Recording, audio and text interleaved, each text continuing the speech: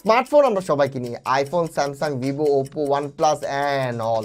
And ব্যাটারিতে যখন suffer করা শুরু করি তখন আমাদের চলে আসে এই পাওয়ার ব্যাঙ্কগুলো। আর এই তিনটা পাওয়ার ব্যাঙ্কের মাঝে আমি একটা গিভওয়ে করে দিব। আর গিভওয়ে রুলসটা জানার জন্য মিডলে বা শেষ পর্যন্ত ভিডিওটা দেখেন, আপনারা জানতে পারবেন। আর ওই অনুযায়ী ভিডিওতে কমেন্ট, লাইক করবেন। That's it. চলেন ভিডিওতে ব্যাক করি। সো চলেন এইটা নিয়ে পোস্টমর্টম শুরু করি। আর আমি যেহেতু এই পাওয়ার ব্যাংকের রিভিউ করছি অ্যাজ ওয়েল এজ আমি স্মার্টফোনের রিভিউ পিলার দিয়ে করি, যা কিছু আমাদের ইম্পর্টেন্ট একটা ফোন পারচেজের সময় যেভাবে আমি পিলার সাজিয়েছি ঠিক একই জিনিসটা আমি পাওয়ার ব্যাংকের ক্ষেত্রেও করেছি। একটা পাওয়ার ব্যাংক কেনার ক্ষেত্রে আমাদের যা যা প্রয়োজন তার লিস্ট ধরে আমি আপনাদের জানাবো এই পাওয়ার ব্যাংকগুলো কাদের জন্য, কে কিনবেন, কেন কিনবেন। পকেটেবিলিটির কথা বললে এখানে তিনটা পাওয়ার ব্যাংক আমার রয়েছে, যার মাঝে দুইটা হলো ম্যাগনেটিক, আরেকটা হলো ট্রু পাওয়ার ব্যাংক।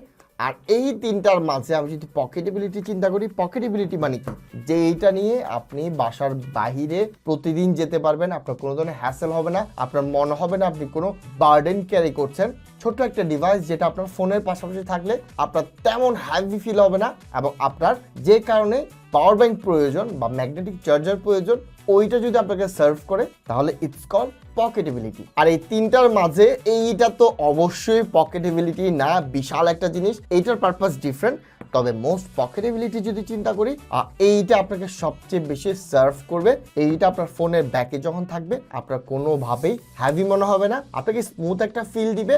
অ্যান্ড আপনার যেটা প্রয়োজন, এখানে 10,000 mAh ব্যাটারি রয়েছে। দ্যাট মিনস হলো আপনি যদি আইফোন ইয়ারও ইউজ করেন যেখানে ব্যাটারিটা খুবই কম, ওইটাও আপনাকে ইজিলি চাইলে শুধুমাত্র এইটা যদি আপনার সাথে থাকে আপনি ইজিলি আইফোন 17 ইয়ার ইউজ করার পরও 2 দিন এইটা দিয়ে কোনো ধরনের ঝামেলা ছাড়া কাটিয়ে দিতে পারবেন এবং আপনার কাছে হ্যাভি ফিল হবে না। অ্যান্ড অ্যাবাউট দিস, আমি যদি চিন্তা করি যে আমার কোর একটা পাওয়ার ব্যাংক লাগবে যেখানে পাওয়ারটা অনেক বেশি প্রয়োজন, খুব দ্রুত ফাস্ট হওয়া লাগবে, আপনার একটু হ্যাভি হলে প্রবলেম নাই, অ্যান্ড ক্যারি করতে এইটা অবশ্যই ঝামেলা না, অ্যান্ড আপনার 2-3টা ডিভাইস রয়েছে যা আপনি কন্টিনিউয়াস চার্জ দিতে চান, সো ওই ক্ষেত্রে এই জিনিসটা অনেক কাজে আসবে। যেহেতু 20,000 mAh ব্যাটারি রয়েছে, ইজিলি আপনি এইটার সাথে আপনার যদি 2টা ডিভাইস থাকে আপনি আরামসে এইটা দিয়ে 2 থেকে 3 দিন সাপোর্ট পেয়ে যাবেন। এইবার চলে আসেন এই বাল্কি বুশ কাটারের। দেখলে অনেকে বলবেন ভাই এটা কেন বানাইছে, মানে ওয়াই। তবে আপনি চিন্তা করেন এইটাতে 20,000 mAh ব্যাটারি রয়েছে। অনেকেই আছে আমি জানি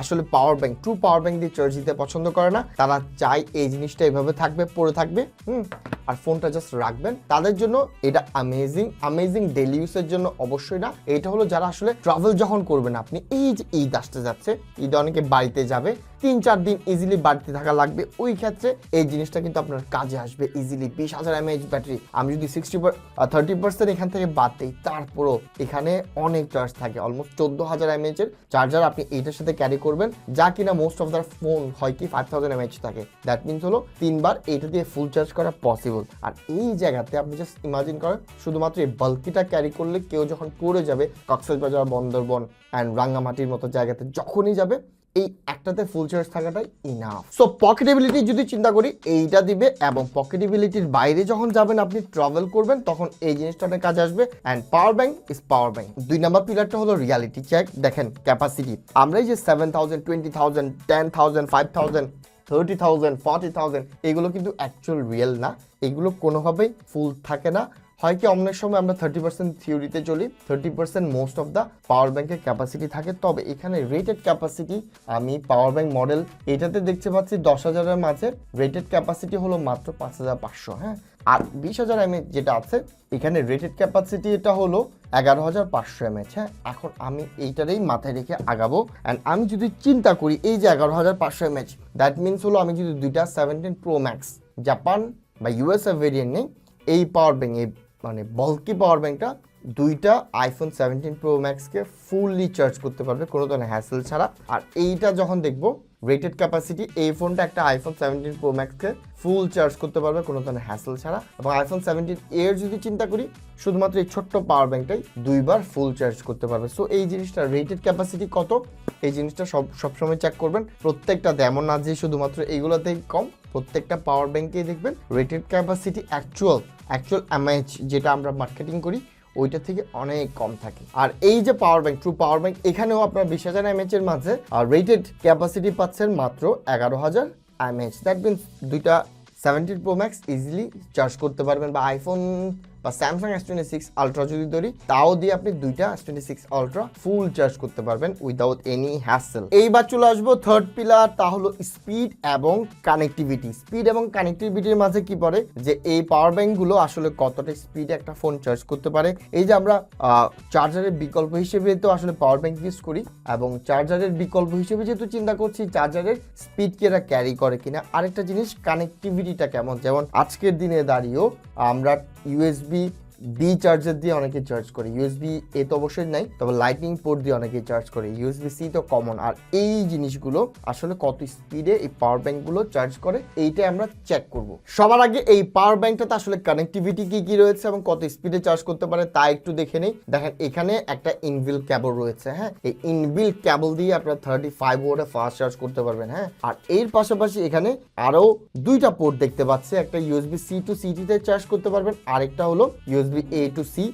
A to C যেটা রয়েছে এখানে আপনারা 22.5 ওয়াটে ফার্স্ট শুট করতে পারবেন, এবং টাইপ C to C তে 35 ওয়াটে ইনপুট আউটপুট বোথ দিতে পারবেন। আর এইটা যখন দেখবো এই ছোট্ট 10,000 mAh ব্যাটারি থেকে আপনি ম্যাগনেটিক্যালি চার্জ করতে পারবেন 5 থেকে 15 ওয়াট স্পিডে, এবং আপনি যদি তার দিয়ে চার্জ করেন, দ্যাট মিনস ওয়্যার দিয়ে চার্জ করেন, তাহলে 20 ওয়াটের ফাস্ট চার্জিং সাপোর্টটা পাবেন। 20 ওয়াট আসলে ফাস্ট চার্জ না, বলার জন্য বলা। আর এই জিনিসটাকে আপনি চার্জ করতে পারবেন 7.5 ওয়াট স্পিডে। সো নিজে দ্রুত চার্জ করতে পারে, তবে এরে চার্জ করতে গেলে একটু সময় লাগে। অ্যান্ড আমরা বিগ সাইজ বিগ বুল ফান্ডু বা ভুস্কারে যদি দেখি, এইটা থেকে আপনারা ঠিক সিমিলার ভাবে 5 থেকে 15 ওয়াটের ম্যাগনেটিক্যাল চার্জ করতে পারবেন, এবং যখনই আমরা ওয়্যার তার দিয়ে শুরু করব এখানে 20 ওয়াট ম্যাক্স স্পিড আপনারা পেয়ে যাবেন। আবার জানিয়ে রাখি, প্রত্যেকটা প্রোডাক্ট এখানে আপনারা হোকো বাংলাদেশ ওয়েবসাইট থেকে পেয়ে যাবেন, অরিজিনাল স্টিকার সবকিছু দেখে নেবেন, আর যে কোনো ধরনের ওয়ারেন্টি গ্যারান্টি বুঝে নেওয়ার জন্য।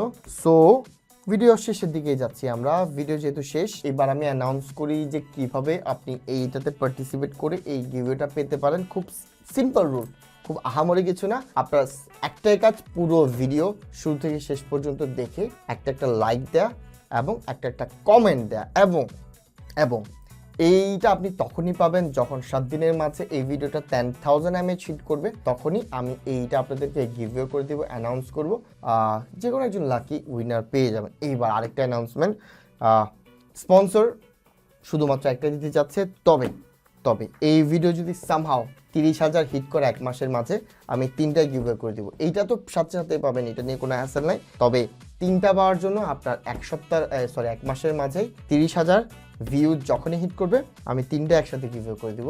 এটা আমার পক্ষ থেকে প্রমিস, ঈদ যেহেতু আসছে ঈদের গিফট হিসেবে দিয়ে দিলাম। সো এই তো গেল ভিডিও ভালো লেগে থাকলে লাইক কমেন্ট শেয়ার সাবস্ক্রাইব করে পাশে থাকবেন। ধন্যবাদ, আসসালামু আলাইকুম।